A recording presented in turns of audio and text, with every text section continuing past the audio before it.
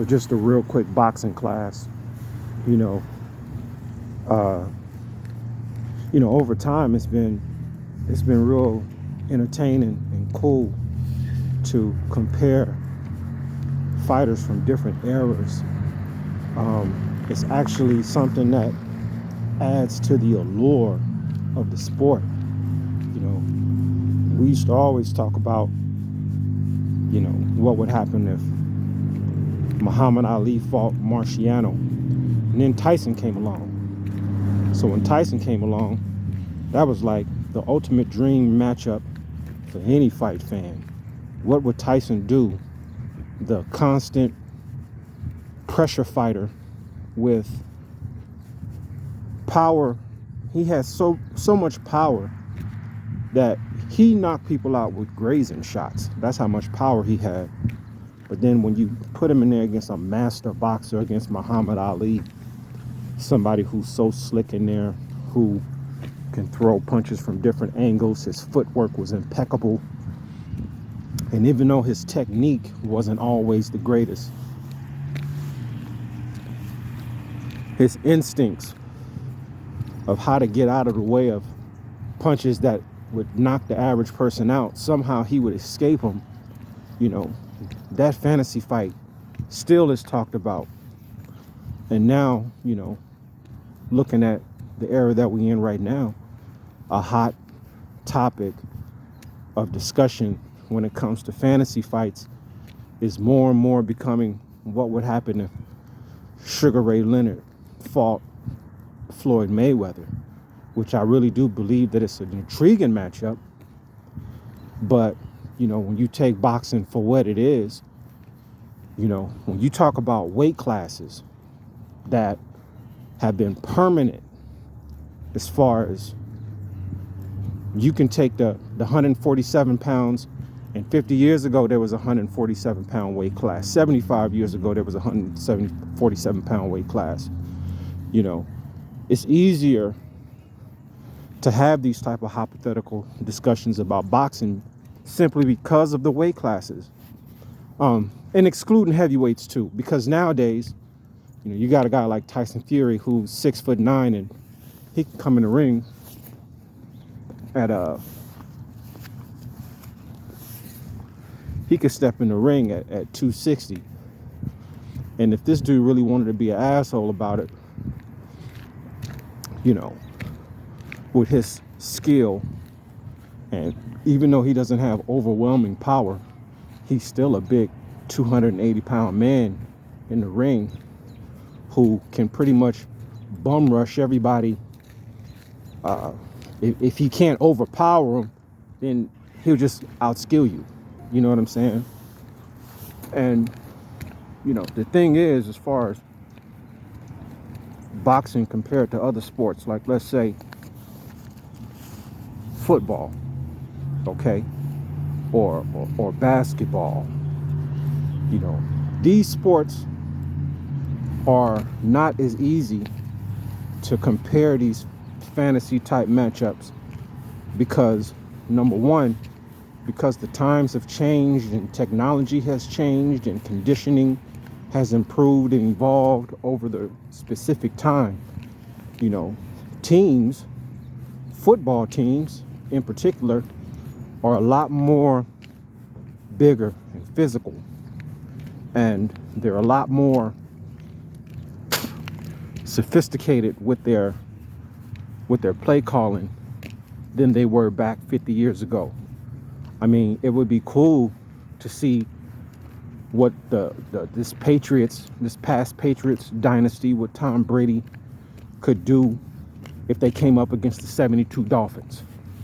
Some people just look at the fact that the 72 Dolphins was undefeated, and they couldn't even fathom the fact that Tom Brady, even though he had losses, he got 6-7 Super Bowls, people couldn't wrap their mind around the Dolphins losing to the Patriots. But when you really think about it, the players now are bigger, they're faster, their nutrition is better, their conditioning and stamina is better. They have things that can enhance the quality of life to where they can play football longer and recover quicker. And these football players now are just naturally bigger and stronger than those guys back when in the 72 Dolphins. There's just not a lot of wiggle room for entertaining argument when you want to compare football teams or even basketball teams. People think that, okay, the Celtics had that run, 9-10 championships in 12 years or whatnot. A lot of people think that they would just dust off the Bulls. But how do you know that? You know what I'm saying? With the way that, the triangle offense, you know what I'm saying? Not only the triangle offense, Michael Jordan, like outside of Bill Russell, who's really going to deal with this guy? It wasn't just the fact that he was a complete scoring machine. Technically, he was the greatest. You know what I'm saying? So back in the time when the Celtics was doing their thing, it just wasn't as sophisticated. And those players back there wasn't as fast or big or strong as these players here as of recent times. Which brings me, I said all that to explain and put into perspective boxing as it pertains to these fantasy fights. And like I said, one of the most intriguing matchups that I've been hearing is Sugar Ray Leonard. And I think I've said some things about Sugar Ray Leonard on my channel in the past, but just in case I haven't, Sugar Ray Leonard, to me, is the greatest fighter that I've ever seen. And I've seen them all from Ray Robinson. I wasn't alive in the Ray Robinson time, but film don't lie, and Ray Robinson was bad. But as far as the impact that Ray Leonard had on my life, I don't see nothing better, nor have I seen anything since. But the thing about boxing, like I said, what's easy to see the outcome of these fantasy fights is just the fact that, like I said, a 135 pounder now is a 135 pounder 75 years ago. Now I know that back 75 years ago, you definitely had, different ways of, not necessarily different ways. The boxing training has always been the same. But now with technology, things are moving along in a much more sophisticated manner. But if you just take two fighters in their specific skill set in an individual weight class, when you get two men in a ring, it's not as hard to determine who could possibly win than you actually think. So a lot of folks, especially on social media, you go to Instagram and you get on these boxing sites where they're promoting boxing, and you got folks who are overwhelmingly in favor of Mayweather beating everybody. They don't think nobody, no welterweight, no lightweight, they don't think anybody can even compare to Mayweather. And one of the reasons that they go to is the fact that he is undefeated. He retired as an undefeated fighter. And that's all well and good. But now you have to begin to look at not just him as a fighter, but who his opponents were. And once you start looking at who his opponents were, and then you look at Mayweather's skill set, then you look at the skill set of his opponents, when you start comparing these different types of fighters through time, and like I said, there's nothing that's going to change about the weight class, so everybody's 50-50. And I'm not talking about just every run-of-the-mill fight. I'm talking about the great champions, the people who we have these fantasy discussions about. So, a lot of people will just look at Mayweather's record as of right now and the fact that he's made the most money and all these different things that really don't have a lot to do with the man-on-man competition that can transpire if he gets into the ring with somebody of the same weight in a different era. You just can't look at the glamour and the glitz and the pay-per-view numbers and the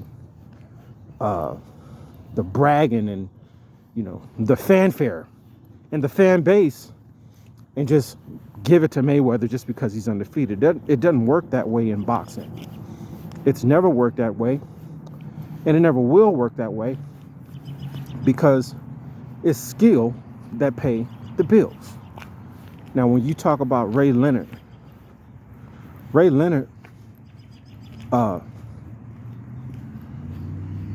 was a big welterweight. He's 5'10", 147 pounds, and that was his natural weight. What happened with him over a period of time was the fact that there were matchups when he was in his prime that the fans wanted him in the ring with the most, and what he did was have a simple mentality about it. If you think he's better than me, you go get him and bring him to me. And most of the time, Sugar Ray Leonard busted their ass. When they said Hearns was the man, he said, bring me Hearns. They won 14 rounds with Hearns, with Leonard winning the fight. They said it was a guy down in Panama that was the fighter of the decade of the 70s. And we don't know if Ray Leonard really has the experience to deal with this guy. But oh, would it be a great fight. So Duran, his folks, Don Kings, and Leonard with his folks, Bob Arum and those guys, they got together to build a super fight.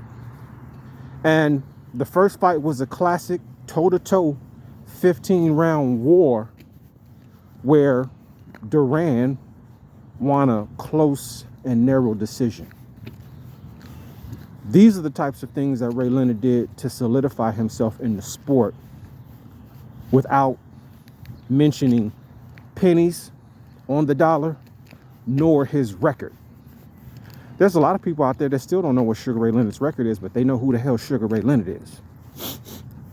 And the reason why they know who Sugar Ray Leonard is because they know who he fought. They know who the people counted him out against. And they know when he got in the ring, he showed his ass, and you had to be a bad motherfucker to beat him. So when you look at trying to compare a welterweight, as in Sugar Ray Leonard, to a guy like Floyd Mayweather. Now, Floyd Mayweather didn't start off at 147. Floyd Mayweather started off at 130. He was the absolute best at 130 when he fought. He went up to 135.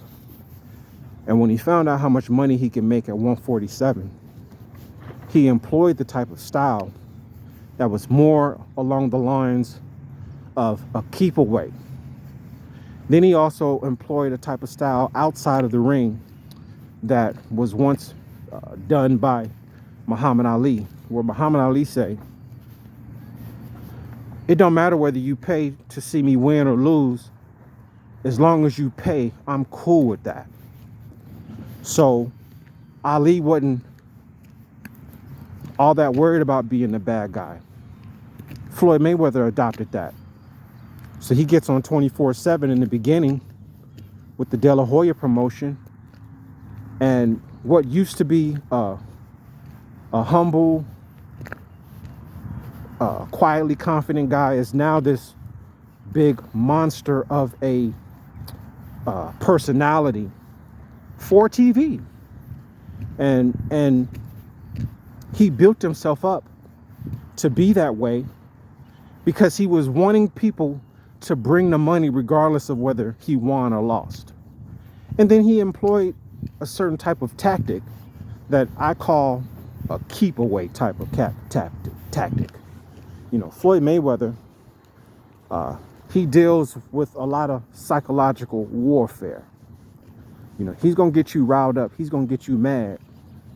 And when you get in the ring, he's just strong enough to have the punch for this era of fighters to keep them honest, while at the same time having the defensive skills when they finally do burn out of gas to keep himself out of trouble. And he's got the skill set with the counterpunching that gets the good, showy punches for the judges' sake. Now, if you can get 8 or 9 rounds with Floyd Mayweather, pretty much you're already down either 8 or 9 rounds. You know, you're not winning very many rounds with Floyd Mayweather. But the point is that by the time you get to the 9th or 10th round with Floyd Mayweather, after going through all you've gone through and pretty much spinning your whole load in the beginning of the fight, you no longer have the pressure or you no longer have the stamina to put the pressure on in the last few rounds to try to close the gap or figure a way to stop him, because the opponent is worried about getting knocked out himself. And Floyd Mayweather understands that he's up 9 or 10 rounds. So him understanding that he's the smaller natural guy, the naturally smaller guy, the last thing he wants to do in the world is, even if he's up 9 or 10 rounds and has an exhausted man in front of him, he's not going to open up and start throwing these 5, 6, 7 punch combinations, because to throw those types of combinations, you actually have to be in danger of becoming hit yourself. So it's keep away. So it's a smart tactic from a guy who is not that big to be in that division in the first place. And the main reason he's in that division in the first place is because that's where all the money is. Once you get above the welterweight division, once you get in the junior welterweight, the welterweight division, that's when the dollar signs get bigger. That's when the money starts coming in better. That's when you're able to, instead of fighting 3-4 times a year, you could probably fight once a year and feed your family for the rest of their life. But because you're a fighter, you're still going to keep getting in there. And the more money you can make, the more you want to stay, because of the fact that, well, hey, I got this style that can't nobody really conquer, so I'm going to just keep doing it. This is what Mayweather's whole tactic has been ever since he's got to the welterweight division. Ray Leonard, on the other hand, like I said, is a natural 147-pounder. Not only is he a natural 147-pounder, he's just as fast as Floyd Mayweather. And he may not be on the level defensively as Floyd Mayweather, but Ray Leonard is a combination fighter. Not only is he a combination fighter, he's a devastating knockout artist when he wants to be. When Ray Leonard gets you, most of the time you're gonna go. The only fighters that really stood Ray Leonard's punch was maybe Hagler and Duran. But those guys understood when it was time to reset and get Ray Leonard off of the mark. So they might trade with him, but if they ever felt that Ray Leonard was having a bit of an advantage, they would just basically reset. And they had the skill and the mental capacity to think their way out of it. And also, from a mental standpoint, Hagler or Duran was so built up in hatred for Ray Leonard, they would never dream of being knocked out by Ray Leonard, and they would do everything they can to not. So even if that meant taking sledgehammer punches from Ray Leonard, in their mind, before they even got in the ring, they convinced themselves that they're probably going to get hit harder than any of the other opponents that they've been in the ring with. And they're just going to have to deal with it. And because of their pride, they can never let Ray Leonard have the advantage of saying, I knocked you out. This is something that we don't even see in boxing nowadays, as far as training the mental capacity to deal with whatever is necessary, regardless of the circumstances. You know, Andre Ward pretty much was, I wouldn't say he's the last person that kind of had that mentality, but he's the one that I can think of right now. But the interesting matchup between Ray Leonard and Floyd Mayweather, to me, when you put them both in the ring, and whether it's a 15-round or 12-round fight, it doesn't even matter. The outgoing from Ray Leonard would be too much for Floyd Mayweather to deal with over an extended period of time. At some point, Ray Leonard is going to get hit with the heaviest thing that Mayweather has. And because Mayweather ain't hands of stone, because Mayweather ain't marvelous, because Mayweather ain't the hitman, when Ray Leonard understands that he could take that blow, he's going to begin to walk Mayweather down. And understanding he's going to get hit, but it ain't going to be getting hit by Duran. It definitely ain't going to be getting hit by Hearns. Once he realizes that, and this is something that a lot of boxing fans just don't take into consideration when they're arguing this specific matchup. If you cannot keep Leonard off of you, he will murder you. I'm going to say that again. If you cannot keep Ray Leonard off of you, he will murder you. 1, 2, 3 punch combinations that Floyd has been known for the last, I would say, 15 fights of his career, that won't work against Ray Leonard. The stamina and conditioning that he can display against these lesser fighters that's of this era that he's been, wearing down mentally and emotionally, and they don't really have nothing by the 4th or 5th round, that's not going to happen with Ray Leonard either. He's not going to be able to knock Ray Leonard out unless it's something that he completely can't see. Anybody can get knocked out with a punch that you can't see.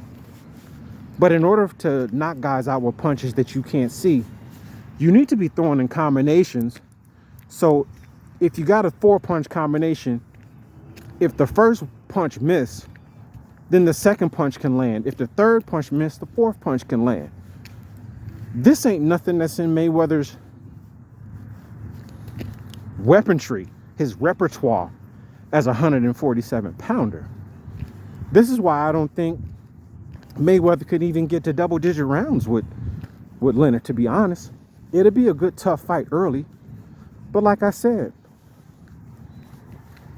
Leonard has been hit with stuff that Mayweather got. Mayweather ain't never been hit with stuff that Leonard got. So, a much more fair comparison for Floyd. And when I say that, I'm only using the Ray Leonard thing because Ray Leonard is becoming a topic.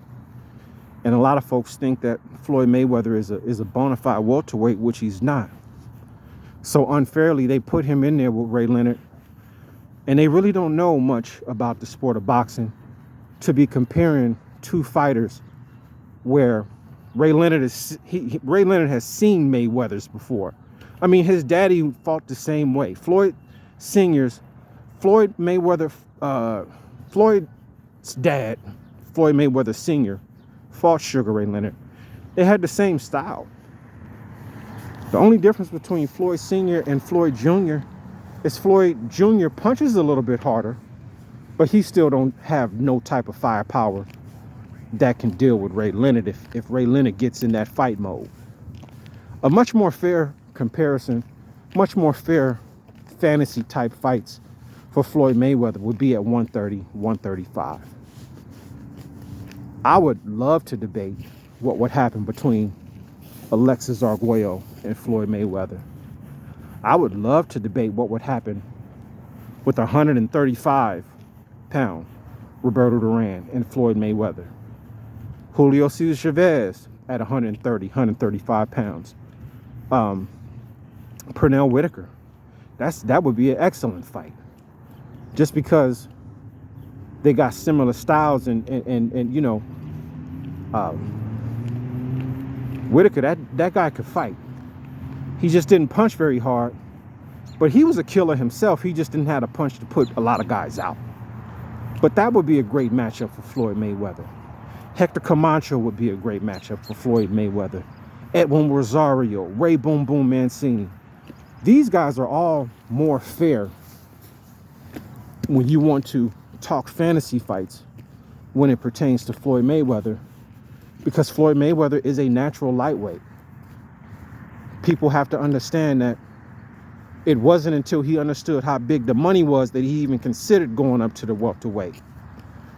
So they went to the gym, devised a style that could help him deal with these bigger fighters. Then they blew up his reputation and got him to the point where you either want to pay to see him get knocked out or pay to see him win. As long as you pay, that's all that matters. But the smaller guys are much more fair in comparing Floyd Mayweather to in these, hypothetical boxing matches, fantasy fights. I don't know if Floyd Mayweather will beat Duran or Chavez at 130 or 135. I think he'd do well with Camacho. He may even do well with Whitaker. I don't know about Willie Pep. I don't know about, Azuma Nelson.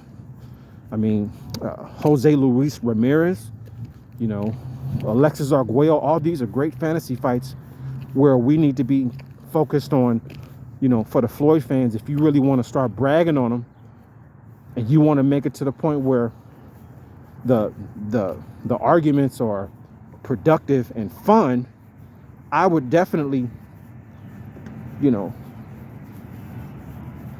tell you to speak of Floyd Mayweather as an all-time great as far as a lightweight or junior welterweight than a welterweight, because frankly, he's not an all-time great welterweight. I can name guys like Hearns, Duran at 147, Leonard at 147. Hell, I might even consider Donald Curry, Lloyd Hunnigan, Marlon Starling, Mark Breland. A lot of those guys would have Floyd Mayweather would have trouble with, mainly because those guys are continual punchers for round after round. And like I said, Mayweather at 147 is 1, 2, 3 punches at a time. Like you can't do that against certain fighters in certain eras. So, just to close this out, I'm down with all the smoke if folks think that they got something to make me, reconsider the fact that I don't believe Floyd could even get double-digit rounds with Ray Leonard. Like, if you got a real argument, and it ain't got nothing to do with him being undefeated, it ain't got nothing to do with the opponents that I'm mentioning having losses on their records, and it ain't got nothing to do with how much money he made. If you got a real thought-provoking boxing argument that can say definitively, and you stand on the fact that Floyd Mayweather can beat these bigger guys, then let me know. Tell me in the comments. But until then, ain't nobody better than Sugar Ray Leonard, man.